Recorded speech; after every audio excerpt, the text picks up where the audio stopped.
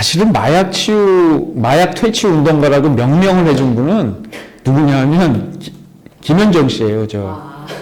이제 제가 인터뷰 같은 거를 아예 이제 은퇴하고 나서 안 하다가 지난번에 중앙일보 인터뷰한 걸 보고 김현정 뉴스에서 연락이 와서 나갔는데 거기서 대뜸 마약 퇴치 운동가 이렇게 명명을 하시더라고요. 사실은 그런 준비가 안 돼 있었는데 그런 마음은 갖고 있었고요.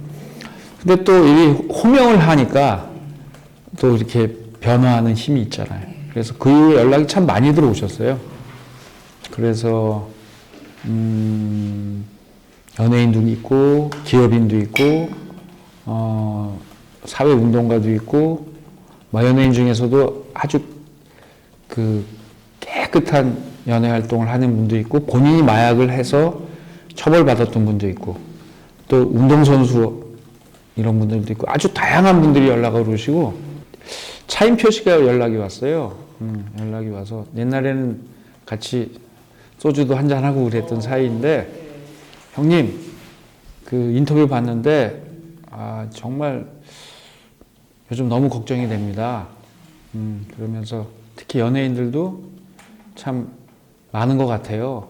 근데 마약을 하는 사람들 너무 힘들고 불쌍하고 한편으로는 사회적으로 문제도 되는데 특히 연예인들은 너무 심한 것 같은데 나도 뭔가 좀 하고 싶어서 고민하고 있던 차에 형님 인터뷰 보고 연락했는데 좀 만나고 싶습니다라고 만났어요. 굉장히 기도를 많이 하는 사람이에요. 네. 장가를 잘 갔어. 그래서 신혜라 씨 저하고 또 마침 종교도 같고 그렇죠. 네, 그래서 그런 차원에서 하나님이 보기에 너무 하나님 입장에서 보면 너무 지금 슬플 것 같다. 그래서 그거를 왜냐하면 이게 사실 마약을 하는 걸 보면 저는 우리 아들 마약에 취해 있는 상태를 많이 봤는데 그야말로 다른 영혼이 들어있는 것 같아요. 네. 우리 아들이 아니야 그 순간에. 그래서 영적인 문제라고 보거든요. 그래서 안 된다라는 차원에서 연락이 와서 또 마침 그 마약 그 치료 그리고 마약 재활의 우리나라에서는 최고 전문가가 조성남 원장님이세요. 그 지금 국립법무병원 옛날로 치면 그게 이제 저기예요. 공주치료감호소. 그게 이름이 국립법무병원으로 바뀌었는데 거기에 이제 그 조성남 원장님 또 이런 분들하고 이제 시작을 했어요. 근데 신혜라 씨 만났던 게 되게 도움이 됐어요. 신혜라 씨가 지금 야나라는 거 하잖아요. You are not alone. 그 경험을 이제 공유했는데 너무 좋더라고요.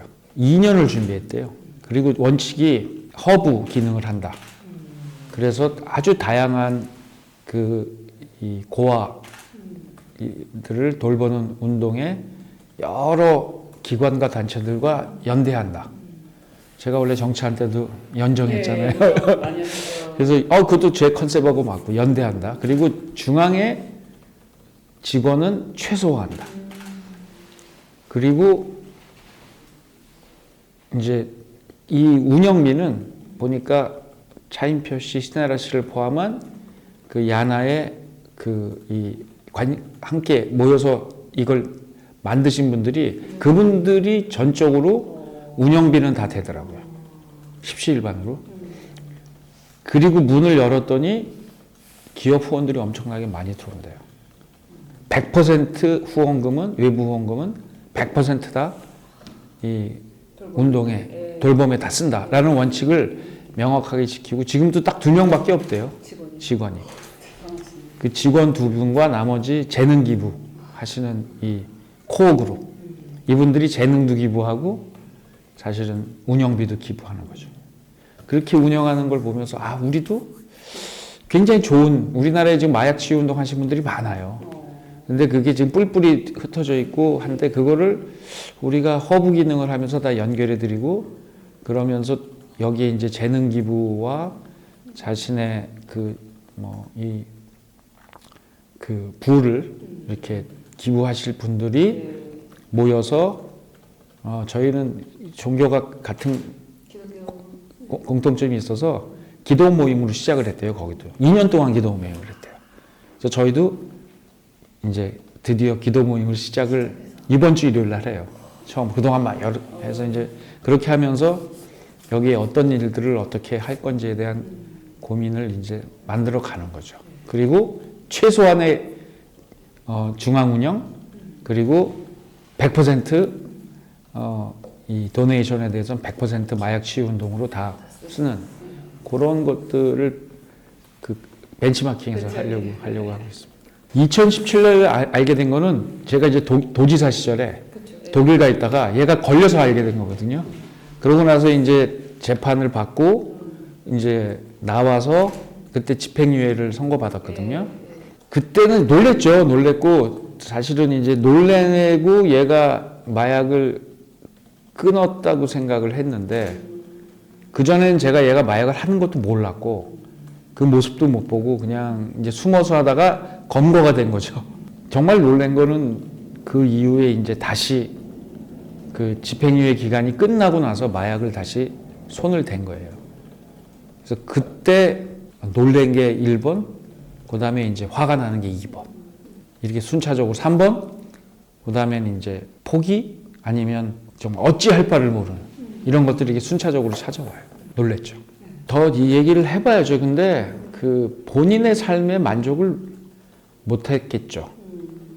그러다 보니 뭔가에 기대야 되고 그 기대는 게 어떤 사람은 술일 수도 있고 어떤 사람은 뭐 도박일 수도 있고 어떤 사람은 또 좋은 쪽으로 이걸 승화시켜서 뭐 종교라든지 이런 자기의 목표를 추구하는 쪽으로 이렇게 좋은 쪽으로 가는 경우들이 있는데 자신의 어떤 결핍을 내적 결핍이죠.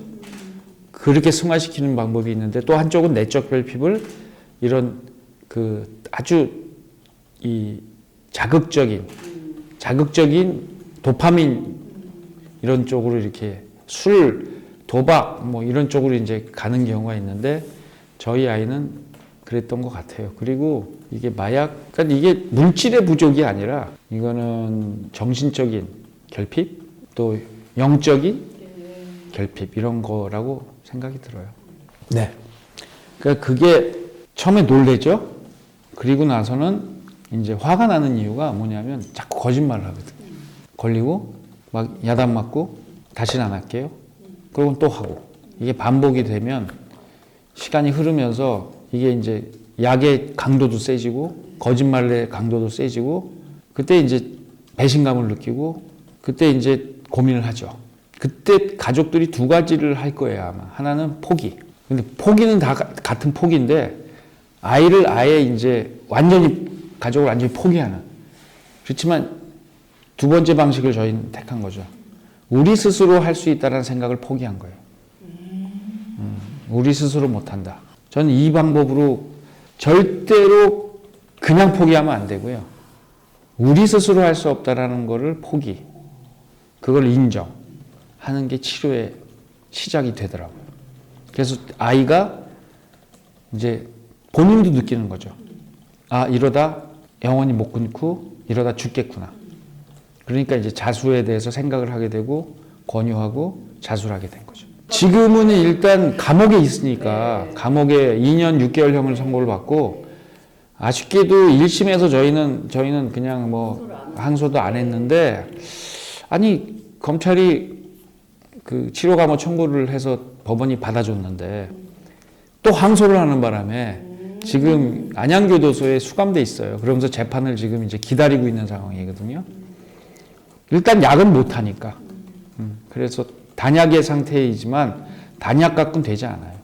단약 그리고 치료 이 다음 단계로 가야 되는데 지금 단약 정도에 있는 상황이어서 하루빨리 치료를 받았으면 하는 거고 다행스럽게도 검찰과 검찰은 청구할 권한이 있고 법원이 받아줘서 지금 앞으로 한 남은 기간 한 1년, 2년 가까이 이제 국립법무병원에서 치료를 받을 수 있게 된 것은 다행스러운 일이고요. 치료가 될 것으로 기대하고 믿고 있습니다. 꼭 그런 건 아니었는데 아버지가 선거운동을 하시는데 그때가 98년 내가 들어갔으니까 96년도 선거였나? 92년도 선거였나? 정확하게 92년 아니면 96년 선거인데 거리 유세 하는데 이제 아버지가 오셔야 될 시간에 거리 유세 사람들 기다리고 있는데 그래서 제가 올라갔어요. 유세를 제가 하는데 근데 기분이 묘하더라고. 야, 이거 매력 있네. 유세를 해보니까 막 박수 받고. 그래. 그러고 이제. 그때 나이가 어떻게 되셨는데? 그때 대학생이었죠, 뭐. 대학생이었는데 네, 대학생이었죠. 이렇게... 몰라요. 그냥 기억은 안 나는데 그냥 사람이 아버지 안 오고 사람들 기다렸죠. 옛날엔 또 그 선거 그때 선거는요 거리 유세가 사람들 동원을 했어요. 기다리고 있고 막 그러니까. 그래서 기다리고 있는데 안 오니까 이거 어떻게 그래서 그냥 어떡하지 막 그러다가 아들이니까 올라가서 해 그래서 그냥 해봤는데 반응이 엄청 좋더라고요. 그래서 야 그것도 들으면 이거 좋은데 뭐 이런 그때 조금 그런 게 있었고 그 이후에 제가 유학을 떠났을 때 이제 저희 아버지는 저를 정치는 안 하는 게 좋겠다라고 생각을 하신 걸로 알고 있었어요. 그리고 이제 유학 가서 아버지가 돌아가셔서 갑자기 귀국해서 나중에 장례 기간 동안에 어머니한테 얘기 들어봤더니 그런 거죠. 아버지가 이렇게 그때 4일장 치렀는데 마지막 4일날 새벽에는 이제 거의 손님이 없으시잖아요. 새벽 3시인가? 그래서 그때만 해도 다 가족들이 그 장례 식장에서 잘 때니까. 그래서 새벽에 이제 그때 여긴 동아일보 아니라 조선일보인데 조선일보 지금이 다 옛날 분들이지. 이정원 기자라고 계셨는데 그분이 마지막으로 만나 그러고 가셨어. 그러고 초가 이렇게 이 향이 이제 꽂아드리면서 아버지 자꾸만 사람들이 나보고 출마하는데 어떻게 하면 아버지가 계셨으면 뭐라고 그랬을까? 싫어하신 것 같기도 하고 그랬더니 어머니가 이제 듣고 나오시더니 뭐 이렇게 혼자 중얼거리냐? 그래서 이제 여차여차 말씀드렸더니 어머니가 아니야 사실은 너 정치하는 거 시키고 싶어 하셨어. 네가 이제 와서 박사학위 받고 와서 이제 경험 좀 쌓고 한 40대쯤 되면 40대 중반쯤 되면 정치를 도전을 시켜보겠다는 생각을 하셨어 이러시더라고. 근데 네가 바람 날까봐 공부 안 할까봐 이렇게 눌러놓은 거라고. 네가 보니까 약간 끼가 있는데 눌러놓은 거고 사람 만나는 거 좋아하고 막 유학 가서도 저희 집에서 정말 막 그러니까 회장 네, 그래서 저희 집에 거의 그냥 놀이터였거든요. 네. 그래서 이제 그래요, 언니? 그리고 다음 날 이제 국회장을 치르는데 이제 그 아버지 영정 들고 이제 아버지 사무실 원래 그 고인들 이렇게 계시던 사무실 딱 들어가는데 딱 그런 마음이 드는 거야. 내가 이 자리에 들어와야겠다. 그때 마음을 먹었죠. 한 번도 안 옮겼어요, 저는. 진짜. 네, 그리고 그 방이 그렇게 좋은 방은 아니었거든요. 거기가 4층, 저희 아버님이 410호였는데 그 동네가 이렇게 4층이고 저쪽 안쪽에 이렇게 윙으로 이렇게 돼 있는데 우리 아버님 돌아가시고 또 그때 어느 의원님이 선거법으로 안 되시고 거기가 그래서 흉가동이었어요. 흉가동이었어요. 다 거기만 다 나가려고 그러는데 저는 거기서 나중에는요 그 동네가 명당이 돼가지고 그때 오세훈 시장도 거기 400 비니까 자꾸 비니까 그래서 거기에 하여튼 보궐선거로 들어오신 분들 나중에 오세훈 시장 아니도 하여튼 그 되게 좋은 유승민 의원도 그때 왔나? 거기도 보궐선거로 들어왔거든요. 보궐선거로 들어오면 빈 방으로 들어가야 되니까 거기가 흉가여가지고 그 나중에는 거기가 명당이 돼가지고요. 여기 들어오면 최소한 3선을 한다 그래가지고 거기가 또 나중에 몰렸는데 전 끝까지 그냥 한방 썼죠. 없었어요. 얼떨결에 들어갔죠. 그리고 들어가서 그때 뭐 저야 학생이었으니까 그리고 전혀 준비가 안 되는 상황에서 진짜 얼떨결에 들어갔고요. 그때 우리 당이 어떤 상황이었냐면 이회창 총재가 대선 준비를 하는 상황이었어요. 그래서 그때 우리 당에는 김부겸, 김영춘, 김성식 이런 사람들이 그때 한나라당이었어요. 조순 총재하고 같이 이회창, 조순이 뭉치잖아요. 네. 그때 다 이제 같이 꼬마민주당. 그래서 꼬마민주당하고 한나라당이 합해서 나중에 이제 한나라당이 됐는데, 하여튼 그래서 우리 당에 그 김부겸, 김영춘, 김성식 그런 분들이 있었는데 그분들은 이제 원외였죠. 그래서 저희가 그때 제가 초선으로 하면서 98년도에 당내에서 이제 젊은 정치인들의 그룹이 처음 생겼어요. 네. 소장파 운동에 태동이 됐죠. 그러면서 저는 초선이고 나머지는 다 원외였는데 그때 김부겸, 그때 그냥 부겸이 형 집이 그때 지역구가 저기예요. 의왕인가? 의왕과천이, 거기 의왕이 아니라, 거기 뭐지? 하여튼 거기에 지역구였고 집이어서 제가 여의도에서 저희가 매일 만나서 이제 그 역전 모의하고 나면 이제 집에 오면서 제가 부겸이를 내려주고 수원으로 갔거든요. 그때 제가 이제 교육을 받았죠. 정치인으로서의 교육을 받고. 예, 그러면서 이제 16대 선거 때 원희룡, 정병국, 오세훈 뭐 이런 분들이 이제 들어오게 되고. 그래서 이제 한나라당 소장파가 완전히 태동이 된 거죠. 제가 이제 2018년에 선거에서 패배하고 정계 은퇴, 그러니까 일본으로 제가 갔어요. 일본으로 가서 도쿄대학교에서 이제 그 비지팅 스칼라를 했는데 그때 계획은 원래 6개월 도쿄, 6개월 베를린. 그러니까 도쿄대학교하고 베를린 자유대학에 이제 그 비지팅 스칼라로 가도록 돼 있어서 딱 마치면 1년 마치고 들어오면 그때가 2019년이고 그래서 2020년 총선을 준비하려고 갔었던 거예요. 정치인들 그런 데 가잖아요. 뭐 해외에 가가지고 뭐 특히 자유베를린데 많이 가고 도쿄대학 이런 데 가고 거기도 갔었는데 스탠포드도 갔었는데 야 거기는 가보고 집값이 너무 비싼 거야. 지금도 비싸지만 그때는 어마어마했거든요. 실리콘밸리 한참 막 뜰 때. 원베드룸도 아니고 그냥 스튜디오가 한 달에 5,000불이더라고.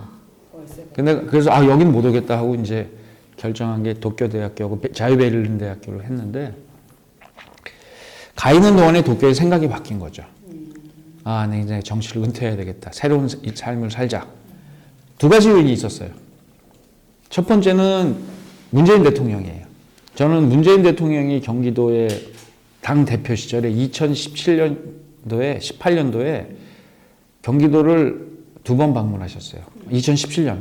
그러니까 탄핵 대선이 2017년이었죠. 네. 2017년에 2번 오셨는데 그걸 배우러 오신 거예요. 연정을. 경기도에. 예, 왜냐하면 저는 한나라당 민주당이 부지사였거든요. 그때 강득구 부지사예요. 지금 강득구 의원. 그게 이제 그 부지사를 제가 민주당에다 주고 그 인사권을 주고 이랬던 강득구 의원이 맡았던 그런 보건복지 쪽은 다 그냥 저기를 드렸는데 강득구 의원이 그때 부지사를 했을 때 문재인 당시 민주당 대표 후에는 후보가 이제 찾아와서 연정을 배우겠다고 하셔서 정말 진지하게 얘기 많이 했어요. 대한민국 정치 이렇게 가면 안 된다. 메르켈을 보고 그다음에 메르켈과 슈레더 총리의 저 연정을 배워야 된다라고 해서 굉장히 공감하셔서 2번이나 오셔서 야, 이 양반이 그때 대통령이 뭐 탄핵 이후에 거의 대통령 되는 분위기였잖아요. 저분이 연정을 하겠구나라고 기대를 하고 했는데 그러고 선거 끝나고 저도 도지사 그만두고 일본에 가 있고 하는데 그 과정에서 이 양반이 대통령 되신다면 연정은 안 하고 적폐청산을 하면서 그러면서 점점 이게 세지더라고. 도쿄에 가 있으면서 그 모습을 계속 보면서 제가 뭘 느꼈냐 하면 이젠 내가 정치를 그만해야겠구나. 왜냐하면 정치의 상수는 대통령이에요, 당시. 가장 큰 권력을. 지금 윤 대통령이지. 대통령이거든요. 대통령이 어떤 방향으로 가느냐에 따라서 나머지가 결정이 돼요. 아, 이렇게 계속 가시면 그러면 우리 쪽도 저 보복을 되갚아줄 사람을 찾겠구나. 그러면 또다시, 왜냐하면 그때 박근혜 탄핵 이후에 그때 탄핵에 참여한 국회의원 비율이 90%였어요. 국민 지지율도 90%였거든요. 그러면 그 정도면 자기를 지지해준, 탄핵에 찬성해준 민주당, 정의당뿐 아니라 한나라당 안에 있는 한 30-40명의 국회의원이 진짜, 저는 이거를 연정의 그 베이스로 삼을 줄 알았거든요. 그래서 야, 30-40명이 뭐야? 그때 50명 넘게 했지. 예. 그래서 기대를 했는데 점점 거꾸로 가니 이제 우리 쪽도 그러면 우리도 싸우자, 보복하자라는 얘기가 나올 거고, 그럼 또 이게 악순환이 되겠구나. 그러면 미니멈 10년은 이 정치 구조가 계속 되겠구나 하는 생각이 딱 들더라고요. 그러면 제가 고민을 한 거죠. 내가 저 안에서 할 게 있을까? 그러면 방법은 두 가지야. 내가 이제 저렇게 보복의 정치, 그리고 편가르기 정치, 팬덤 정치를 해야 되는데 그럴 자신도 없고 그렇게 하기 싫어요. 나하고는 안 맞아. 그러면 내가 떠나야겠구나. 내가 국회의원 한 번 더 하는 거 의미가 없거든요. 도전은 대통령 도전해보고 싶었죠. 저는 대통령 하면 제가 마지막 대통령 하려고 그랬어요. 네, 다 정리하고 연정하고 다 정리하고 개헌해가지고 독일 같은 이런 정치 체제를 만들고 그냥 빠이빠이 하면서 아무것도 없이 나오는 그런 모습을 상상을 했거든요. 그래서 옛날에 어느 선배가 그런 얘기를 하시더라고. 대통령이 되고 싶으면 취임사를 지금부터 쓰래요. 그럼 꿈을 꾸라는 거예요. 대통령 된 다음에 취임사를 남이 쓰게 하지 말고 자기 언어로 취임사를 쓰고 그대로 정치를 하라는 거예요. 저는 그렇게 해서 취임사를 썼었어요. 막 쓰고 있는 중이었어. 마지막 대통령이 되겠습니다. 근데 딱 보니까 이런 게 불가능해. 그럼 이제 난 정치로서는 내가 그만하는 게 낫겠다. 편안한 건 국회의원이 좋고요. 왜냐하면 누가 출퇴근 관리 안 하잖아요. 막말로. 그 다음에 의사결정권이 없어요. 그러니까 예산과 법안을 이게 우리나라 의회 정치 시스템의 문제이기도 한데, 우리가 대통령제하고 내각제가 섞여가지고 특히 그 섞어 놓으면서 대통령제를 강화시키는 쪽으로 갔어요. 뭐냐면 미국은 정부가 입법권하고 저기가 없잖아요. 예산 편성권이 없잖아요. 모든 예산 편성의 최종 결정은 의회가 하고 그 다음에 법안도 다 의회가 제출하게 되는데, 우리나라는 그 기능이 약하기 때문에 대통령제이면서 대통령제를 더 강화시키는 쪽으로 이렇게 해놔가지고. 그럼 진짜 의원이 의원은 별로 지적을 많이 하죠. 그리고 책임은 없어요. 야당 국회의원 좋아요. 근데 이제 행정부를 하게 되면 인사권, 예산권을 갖고 있잖아요. 그게 이제 뭔가 일이 더 하나하나 자기의 한마디와 그 결정이 권력은 인사와 예산으로부터 나오잖아요. 그 권력의 행사를 본인의 펜 사인으로 해야 되거든요. 그러니까 굉장한 무게가 있죠. 경기도지사는 대통령 다음으로 많은 인구와 서울보다 예산은 좀 적지만 정말 많은 인사와 예산을 해야 되는 자리이기 때문에 막중한 자리죠. 에피소드는 이거예요. 제가 도지사 시절에 도지사가 딱 당선돼서 몇 달 전까지만 국회의원이었다가 도지사 당선돼서 들어가는데, 이렇게 복도에 막 이렇게 나한테는 내 감각에는 안 어울리는 이렇게 막 물건들이 이렇게 있어서, 야, 이건 문수영 스타일인가 보다 속으로 그러면서 이거 좀 보기가 안 좋은데요. 그러고 올라갔어요. 국회의원은 그렇게 얘기해도 다음에 국정감사 오면 그대로 있거든요. 왜 안 치웠어요? 그럼 유념하겠습니다. 그리고 내년에 가면 또 그냥 있어요. 근데 다음날 가봤더니 다 없어졌더라고. 왜냐하면 인사권과 예산권이 있기 때문에. 그런 차이예요. 그럼 더 머리가 아프셨겠네요. 도지사 하시는 게. 도지사 기간 동안에 골프 안 쳤어요. 못 쳤어요. 아, 골프 얘기하면 또 다른 정치인 영향에서 안 할래. 아니 골프가 아니라 머리가 아프셨어요. 그러니까 그러니까 모든 경기도에서 일어나는 모든 일은 사실은 다 최종적인 책임을 져야 되니까 힘들죠. 그러나 또 보람이 있죠. 뭐냐면 일하는 거는 내가 원하는 것을 이제 이룰 수 있는 것. 권력이란 게 이제 리더라는 게 그런 거잖아요. 리더라는 게 남이 리드하는 사람인데 리드라는 게 옮기다라는 거기 때문에 남을 움직이게 하는 사람이 리더거든요. 그게 예산과 정책으로 하니까 보람은 있죠.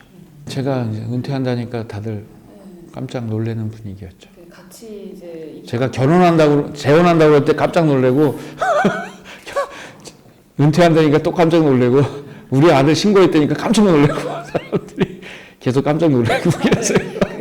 번아웃이 아니라 할 게 없다. 내가 할 수 있는 상황이 아니다.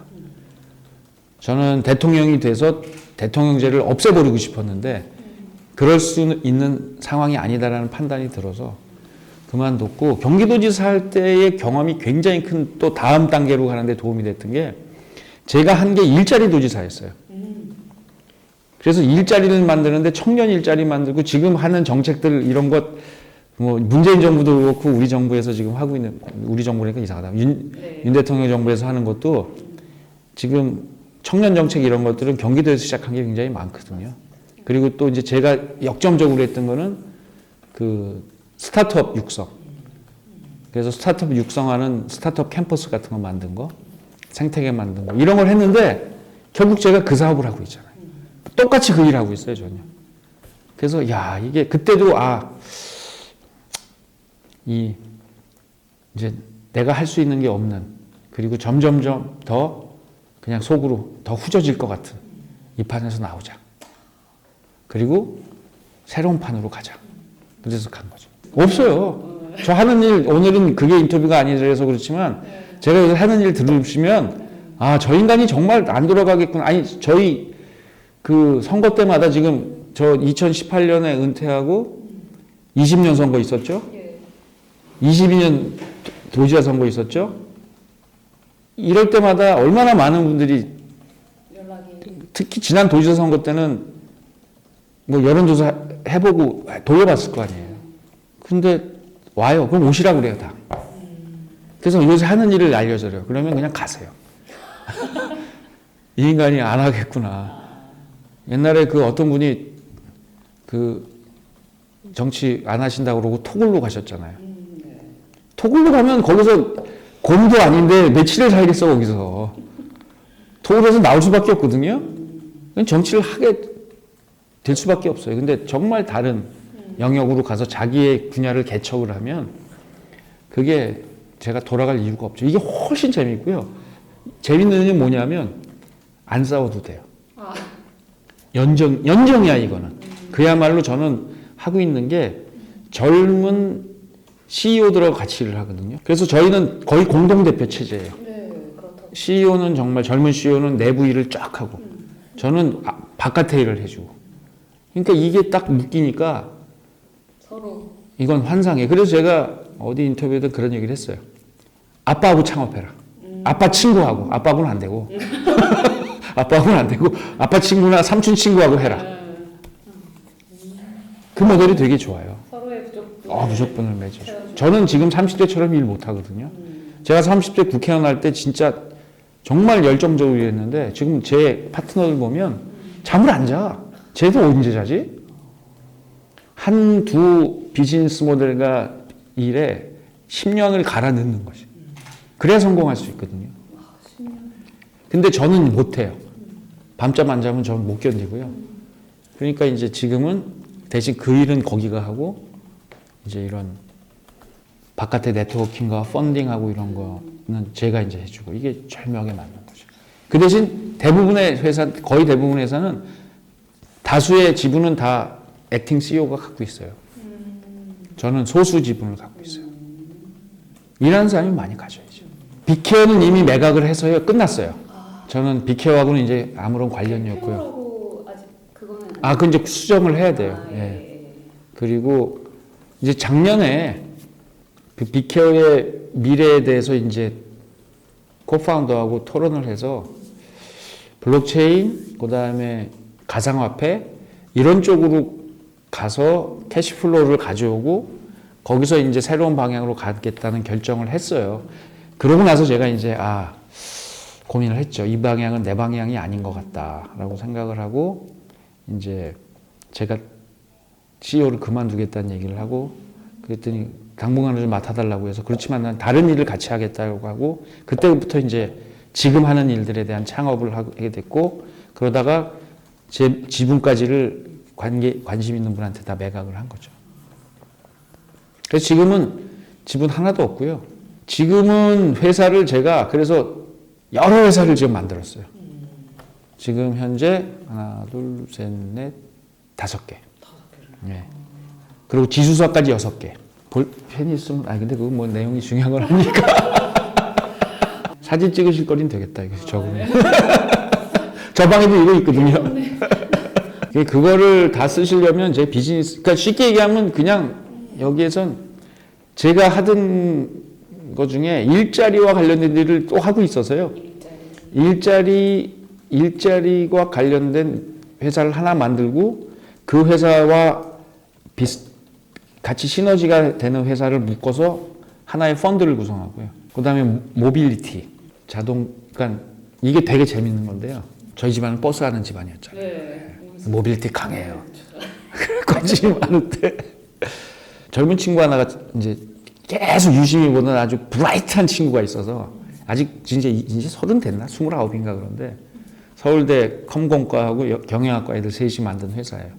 우리나라의 이커머스 시장이 그러니까 이 상품을 파는 이커머스 상품 시장이 180조거든요.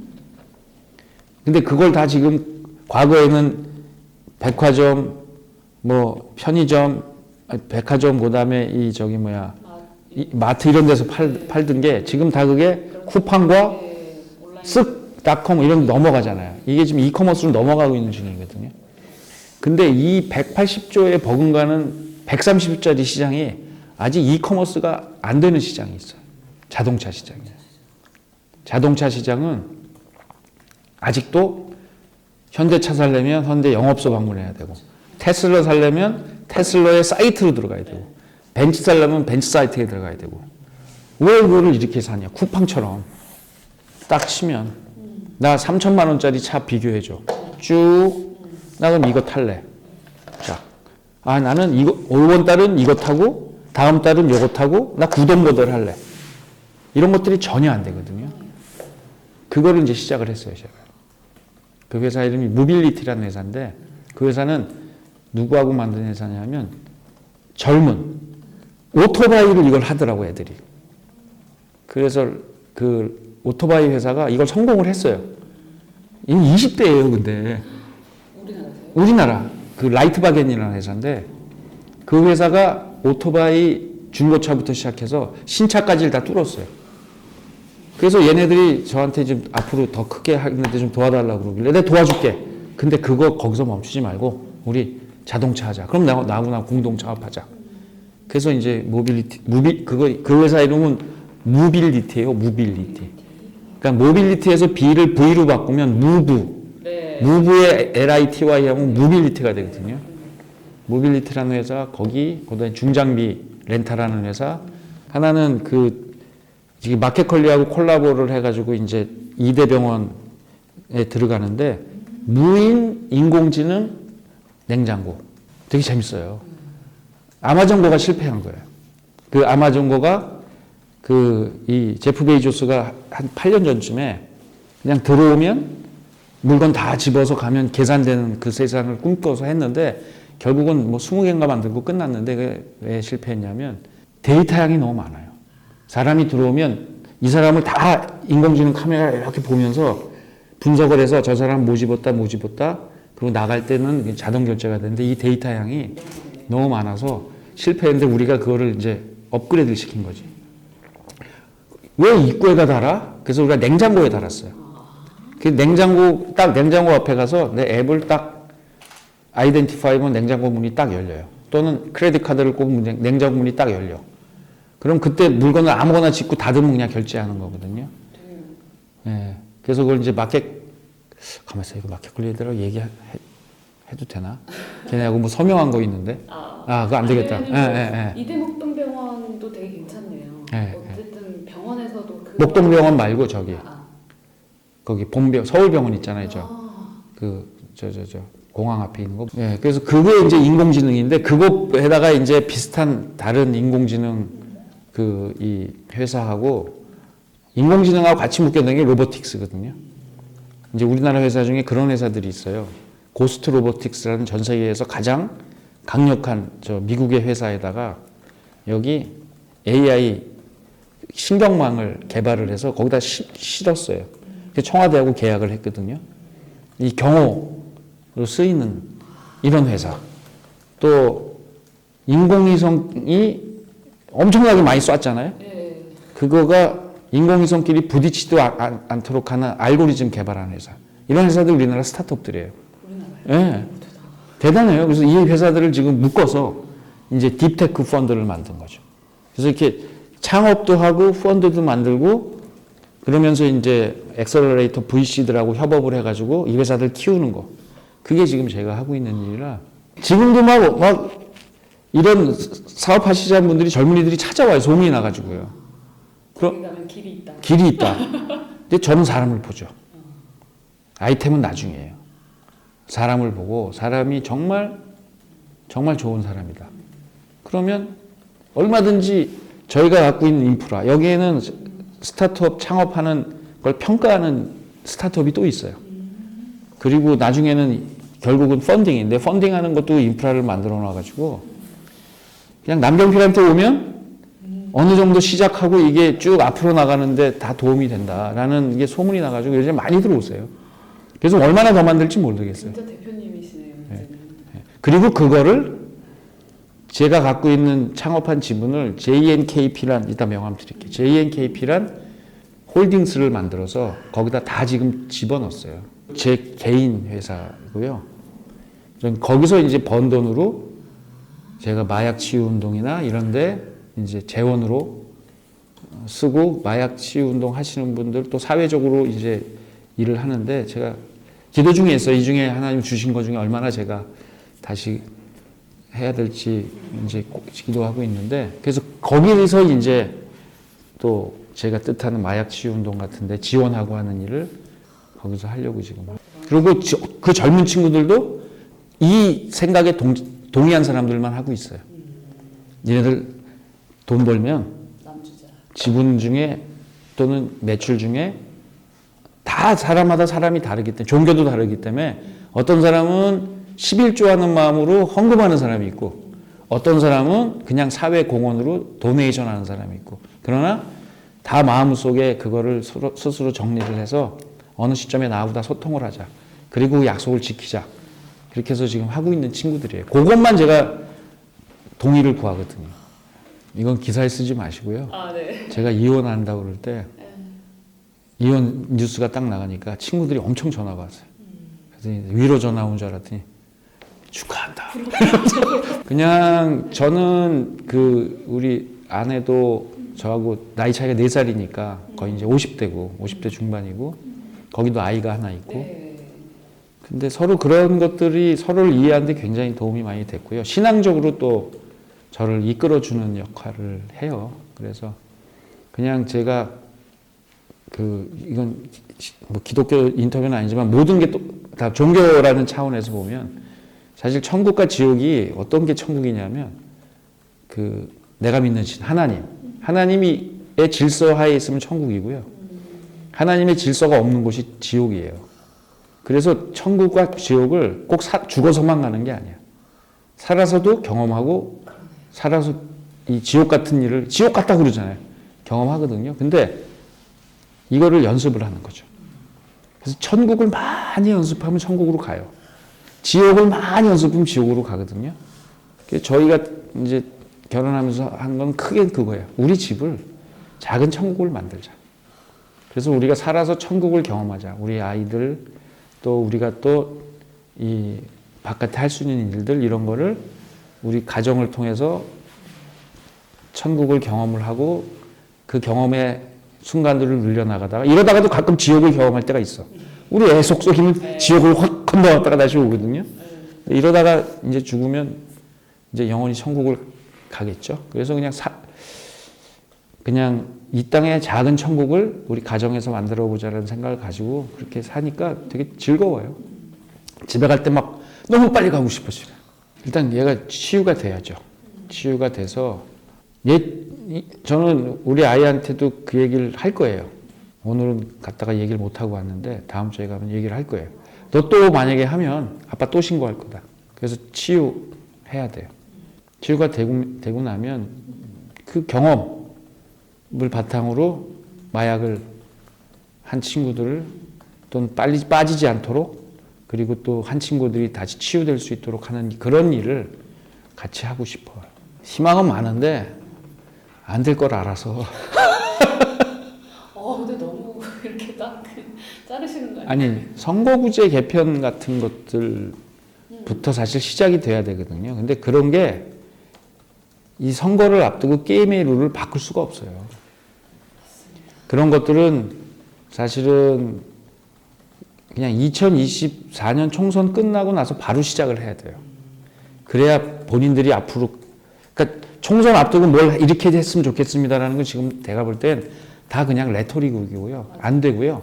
오히려 총선 끝나면 이제 스타트를 하거든요. 정치인들은 독립성을 갖게 돼요. 그리고 다음 대통령 또는 지금의 당대표가 다시 총선을 공천할 일이 없어. 그러면 정말 이제는 독립성을 가지고 여야를 다 떠나서 정말 대한민국 뭐 국가 백년지대계 이런 것도 중요하고 딴 거보다 일단 정치권의 지금과 같은 갈등 구조 이런 것들을 치유할 수 있는 해법들은 다 있어요. 이미 30년 동안 연구해 놨거든요. 그것 중에 꼭 필요한 걸 여야 합의로 먼저 통과시켜라. 왜냐하면 4년 후에는 본인들이 다 잘할 거라고 생각하시기 때문에 이해관계가 없어. 지금 아직은. 그러니까 지금 선거 끝나자마자 정치개혁을 위한 그 다음에 몇 가지 국가적 아젠다 교육이라든지 노동 문제라든지 환경이라든지 이런 거는 그 다음에 남북 문제 이런 거는 그냥 이게 다 1, 2년에 되는 게 아니거든요. 이런 것들을 긴 호흡으로 이제 그 합의를 받으셨으면 좋은 거 부탁을 드리고 진짜 부탁하고 싶은 건 마약청 신설 꼭 해주셔야 돼요. 더 늦으면 미국처럼 됩니다. 그럼 늦어요. 못 잡아요.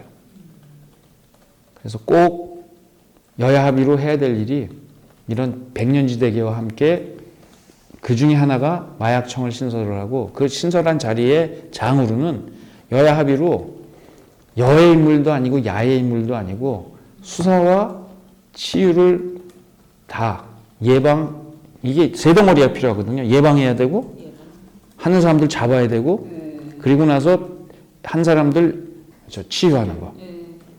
이 세 개를 잘할 수 있는 적임자를 여야 합의로 임명을 하고 이 사람 10년 임기를 지켜주자. 이래야 할 수 있어요. 지금 정신병 이거 관련된 전문의가 거의 없어요. 뭐 참사랑병원 같은 경우에 그 천영 원장님 거의 혼자서 지금 이 양반도 우리 같이 모임하기로 했는데 못 나와요. 너무 바빠서. 왜냐면 환자를 자기가 진단하고 치료까지 다 해야 돼. 의사가 없어요. 지금 티핑 포인트 이렇게 올라가거든요. 어느 순간 딱 이걸 꺾어줘야 돼요. 이렇게. 그런 마약청 신설에서 이 전체적인 학교에서 정말 이 프로그램 만들어서 우리가 지금 그런 일을 하려고 계획하고 있어요. 지금 마약을 하면 끝입니다. 이거 듣고 끊으래 아무도 못 듣거든요. 그러면 과학적인 컨텐츠이지만 요즘 아이들이 소비할 수 있는 그런 문화적인 그런 뭐 감수성을 담은 그런 컨텐츠를 가지고 학교에서 교회에서 각종 이 단체에서 이걸 교육을 시켜야 돼요. 그 콘텐츠도 없어요, 지금. 그걸 만들어내는 일부터, 그 다음에 이걸 이제 잡는 거는 여기서 잘 하실 테니까. 그것도요, 검찰, 경찰, 그 다음에 외교부 다 들어와야 돼요. 맞아요. 국제공제도 해야 되고, 그 다음에 요즘 이 과학수사 아니면 못 하거든요. 마약을 마약이 뭔지 아이덴티파이해야 마약이라고 지정을 하고 그거를 한 애들을 잡을 텐데 합성 마약이라 A에다 B 더했다 다음 날은 C 더하고 다음 날 D 더하고 지금 마약이 아니야. A, B, C들을 더한 건 지금 마약이 아니에요. 그거는 정의가 안 돼 있으니까. 정의가 안 돼 있으니까 얘를 잡을 수가 없어. 근데 얘 하면 죽어요. 그러니까 빨리 그런 마약을 찾아내서 얘를 마약이라고 지정을 해주고 얘를 잡아야 되는데 이런 거는 과학기술이 필요하거든요. 이런 것들이 총망라돼서 부가 만들어지고 예산이 편성돼야 되는데 그거 하는 거. 나중에 치유하는 것도 지금 치유할 수 있는 의사 선생님이 없는데 지금 의대 정원 늘리는 거 그건 하여튼 정치권에서 알아 하시는데 여기에 가는 마약 치유를 전공하는 사람들한테 군의관 수준의 혜택을 줘야 돼요. 그래서 지금 애들을 저기 의대생들을 마약 치유 전문 의사로 만드는 거 시작해도 10년 걸리는데 그러니까 지금 시작을 해야 되기 때문에 그냥 선거 때까지는 지금 구조대로 갈 게 뻔하기 때문에 그냥 하시고 끝나고 나서 딱 프레시한 우리 24대 국회의원들이 모여서 나라와 그다음에 또 우리 이 정치권과 우리 아이들의 미래를 위해서 할 일들 특히 그중에 마약 정신설을 꼭 해주십사.